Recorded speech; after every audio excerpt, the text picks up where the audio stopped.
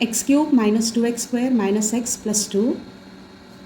To solve cubic polynomial, first we need to see the sum of coefficients. Here sum of coefficients 1, minus 2, here nothing is there before x cube, so we'll consider it as 1.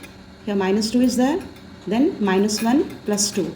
As sum of coefficient is 0, so x minus 1 is factor. If sum of cubic polynomial is 0, x minus 1 will be factor. Now to solve the equation, write down the equation as it is cubic polynomial. So write down x minus 1 3 times.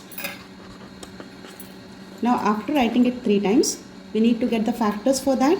So here x cube is there, we'll multiply x square. We are going for back calculation.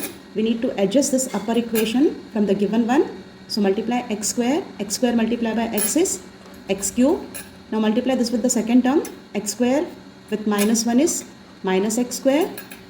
Here x square term, both of the x square term, if the signs are same, we are going to subtract it. 2 minus 1 is 1, so it's minus x square. To get minus x square, we need to take minus x. So here we are changing the factors. For the first case, x square is taken. For the second case, we will take x. Now again multiply equation.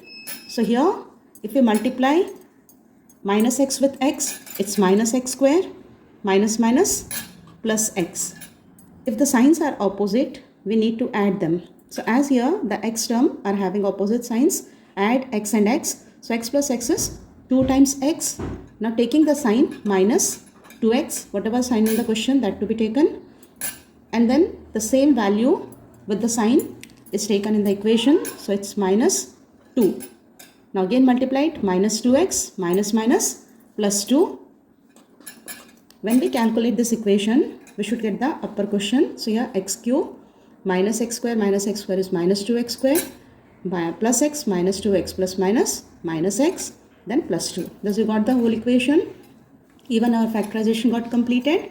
So our factors which we took 3 times, that is one of the factor, and the second one is x square minus x minus 2. Now this we are getting middle term factor. So we will solve it by middle term factorization. 2 ones are 2. If you subtract 2 and 1, we are getting minus 1. So it is minus 2x plus x minus 2. Now in them, x is common. So it's x minus 2 plus 1, nothing common. So x minus 2.